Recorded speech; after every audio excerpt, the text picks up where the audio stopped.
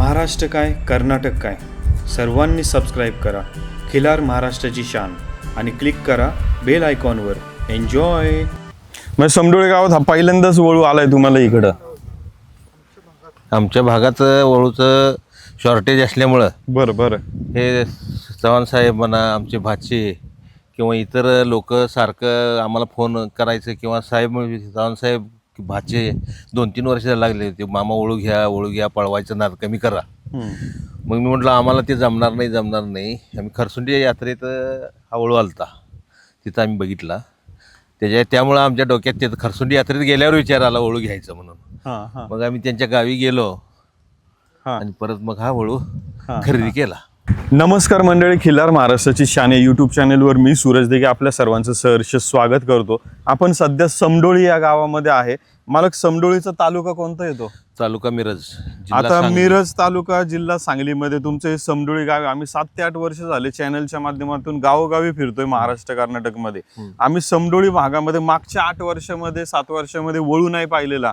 आज का वेळ आली वळू घेण्याचं नियोजन? काय झालं साहेब, ह्या भागात खिलार गायींचं प्रमाण वाढलं आणि आमच्या भागात वळूचं अजिबात कुणाकडे नसल्यामुळं लोकांनी त्रास व्हायला लागला. सिमन्स भरवायचं किंवा जत इकडं सांगोला किंवा कोळं करगणी इकडून बैल बोलवायची व्यवस्था करावी लागली. आणि ती बरंचसं फोन तिकडे आम्ही जास्त फिरत असल्यामुळं आम्हाला फोन येणार, मुंडांना तिकडेला बैल तुमच्या ओळखीचा आहे काय बोलवा, इकडला बैल ओळखीचा आहे काय बोलवा, डापळापूरचा बैल बोलवा. मग हे चव्हाणसाहेबासारखे आमचे भाचे म्हणावं सगळ्याची, किरण पाटील आमचा चिरंजीव, वळू घेऊया 3-4 वर्ष झाले चालू होतो विषय. म्हणजे ते काय आपल्याला जमणार नाही आणि कशाला पाहिजे, आपण शर्तीच्या नादातली माणसं आहे. मग ते आम्ही परवा खरसुंडीला जत्रेला चक्कर मारायला गेलतो, उगाच जत्रा बघून यायचं म्हणून. मग हा वळू तर आम्ही तिथं बघितला, 1-2-4 वळू बघितले, पण त्याच्यात काय आम्हाला जातीला ते आवडलं नाहीत. पण ह्याचे खान किंवा ह्याचं मागलं इतिहास बघून आम्हाला जात बी व्यवस्थित वाटली. सगळंच व्यवस्थित वाटताना हे आम्ही सिलेक्ट केला. परत खरसुंडीतनं परत आलो रिटर्न आणि कोळ्यात परत 1-2-3 दिवसानं कोळ्यात आमचा रमेश म्हणून दोस्त एक आहे, त्याला फोन केला. म्हटलं असं नसं आम्ही बघितलो आणि ते जरा आम्हाला जरा जुळवून दे. ते रमेशमुळं आम्ही तिथं गेलो कोळ्यात आणि तिथं हा वळू आम्ही ठरवून त्या दिवशी खरेदी केला. शनिवारी वळू खरेदी केला, रविवारी सकाळी आम्ही वळू इथं आमच्यात हजर केला.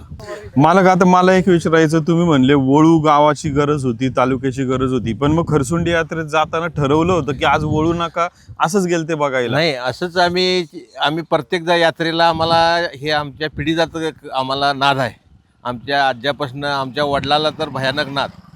बैल इरसाल बैल असेल ते कुठं बी खरेदी करायचं, पैशाचा विचार करायचं नाही. पण आम्ही आता वडिलांचं तब्येत जरा नादुरुस्त आणि वय असल्यामुळं आम्ही चिरंजीव, मी असं एक दोघं जोडीदार गेलतो. तिथं गेल्यानंतर तिथं वळू बघितला आपण. वळू बघितल्यानंतर ह्यांनी सगळीजण म्हणाला वळू घेऊया. ठीक आहे म्हटलं, तुमची सगळ्यांची इच्छा असलं तर त्याला काय माझी अडचण नाही. फक्त त्याला दर विचारलं त्या दिवशी, त्यांनी दर जास्त सांगितले, 6-6.5 लाख रुपये दर सांगितले. मी म्हटलं परत आम्ही तुमच्या गावी येतो, नंतर हा विषय बघूया. आणि तिथं रमेश आमचा एक दोस्त आहे, त्याला मी परत फोन केला. अशानंच आम्ही तुमच्यात एक वळू बघितला आहे, तर तो मालक म्हटला समोरासमोर या विषय संपूया. मग गुरुवारी आमचा फोन झाला, शुक्रवारी एक दिवस गेला, शनिवारी आम्ही सकाळी तिथं पोचलो. शनिवारी व्यवहार झाला, रविवारी सकाळी आम्ही बैल इकडे घेऊन आला. आणि लोकांच्या म्हणजे हे पैसे मिळवायच्या व्यवसायासाठी नाही, फक्त आपल्याला पिढीजात नाद आहे, खानदानी परंपरा आहे. 4 लोकांच्या आपल्यामुळं खिलार आता सगळीकडे पसरला आहे. मालक, आता गावात वळू आल्याने किती प्रमाणात फायदा होईल गायींना, शेतकऱ्यांना? आता कसं आहे, एक गाय भरवायला कमीत कमी आता इथनं आपण जर बैल बोलवला किंवा मग गाय घेऊन गेली, कमीत कमी आपल्यासारख्याला 7 ते 8 हजार रुपये खर्च येतोय. मग हे सामान्य लोकांनी परवडत नाही. त्यामुळं लोक काय करतात, कुठं आता तिकडं जायचं किंवा वळू बोलवायचं, 7-8 हजार करायचं, त्याच्यापेक्षा 100-400 सिमेंट सोडून जातात, ते सिमेंट भरून घ्यायचं. ह्या उद्देशानं लोक पैदास चांगलं पडणार, ह्या उद्देशाखाली लोक तर थांबत असताना, कारण डिग्रज, कवटीपिरान म्हणा, दुधगाव म्हणा, समडोळी म्हणा, ह्या खेड्यातनी दानोळी, कोतळी खिलार गायींचं किंवा कालवडींचं प्रमाण जास्त वाढलं आहे.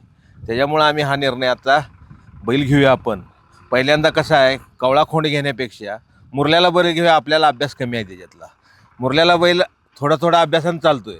परत हे सूर लागलं, वर्ष 6 महिने गेलं तर आपण दुसरा चौसा खोंड चांगला बघून अनेक घ्यायचा असं डोक्यात आहे.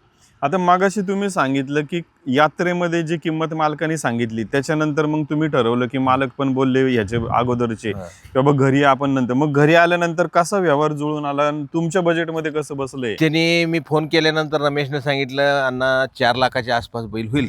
रमेश, आपलं ताकद 4 लाखाला चालत नाही, आम्ही एक 1.5 लाखापर्यंत बैल घेऊ शकतोय. मग इथं समोरासमोर या व्यवहार आपण करूया. मग तिथं गेल्यानंतर त्यांनी सांगितलं फायनल रेट आम्हाला 3.5 लाख रुपये. आम्ही 2 लाख रुपये केलं. 2चे परत त्यांनी 3 लाखावर आले. आम्ही 2.25 करून उठून बाहेर आलो. परत त्यांनी म्हणाला अनेकदा चहा घ्या.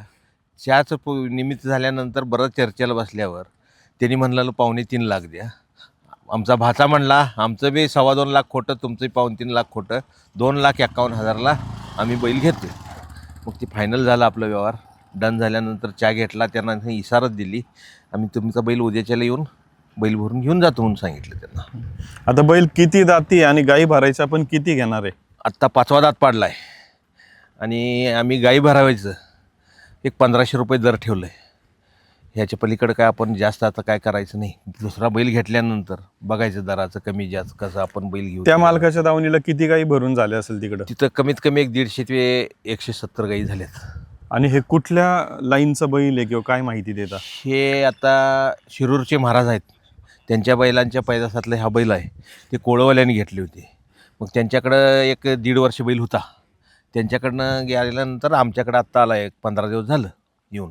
आल्यावर एक 6 ते 7 गाई झाल्यात. मालक, आता आम्हाला तुमचं नाव ग फोन नंबर आणि आम्हाला गाय घेऊन येता यायचं तर पत्ता सांगा डिटेलमध्ये. आमचं नाव सूर्यकांत बाळासाहेब मगदूम, पण मला ओळखतात गुंडा मगदूम या नावानं.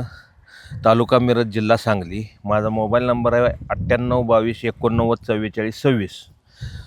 यश गार्डनजवळ मगदूममळा, समडोळी. मालक, आता काल ह्याचं नरंदेचं प्रदर्शन झालं. त्या प्रदर्शनामध्ये तुमचे भाचे का कोण आहेत? किरण पाटील. किरण पाटील आमचे भाची. हा, त्यांच्या गायीचा पहिला नंबर आला तर आला आणि चॅम्पियन मिळालं. काय सांगता गाय प्रदर्शनामध्ये घेऊन जाण्यासाठी? आता आज वळू पण आहे, एखाद्या वळूकडनं जातीवंत पैदास घेतली आणि ती पैदास प्रदर्शन, काय फायदा असतो? काय शेतकऱ्यांचं महत्व आहे?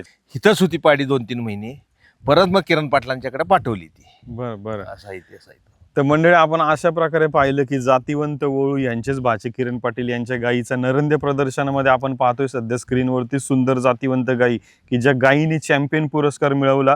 या मालकांच्या दावणीला या समडोळी भागामध्ये आपण मालकांचं कौतुक करूया की आज बरेचसे मालक शेतकरी आज पुढाकार घेऊन त्यांच्या गावामध्ये वळू घेऊन येतात ते की जेणेकरून आपल्या गावातली गायी पैदास वाढावा, खिलार पालकांचा, गाई मालकांचा खर्च कमीत कमी व्हावा. आणि अशा पद्धतीने या वळूकडे येण्यासाठी यांचा नंबर सध्या आपण डिस्क्रिप्शन आणि मध्ये एखादा गोरगरीब जर आला गाय घेऊन, त्याची परिस्थिती नसेल तर आम्ही मोफत सेवा सुद्धा देऊ, त्याच्याबद्दल काही अडचण नाही. तर हे पण गोष्ट खरं तर शेतकऱ्यांकडून, वळू मालकांकडून आपल्याला खरंच कौतुकास्पद आहे. मला खूप खूप धन्यवाद. आज या मुलाखतीच्या माध्यमातून आम्हाला चांगला वळू पाहायला मिळाला. तुम्ही इथं वेळात वेळ काढून आमच्यासाठी लांबून तुम्ही आलात, त्याच्याबद्दल तुमचं मनापासून आभार. धन्यवाद. धन्यवाद मालक. यस. खिल्लार महाराष्ट्राची शान, खिल्लार महाराष्ट्राची शान.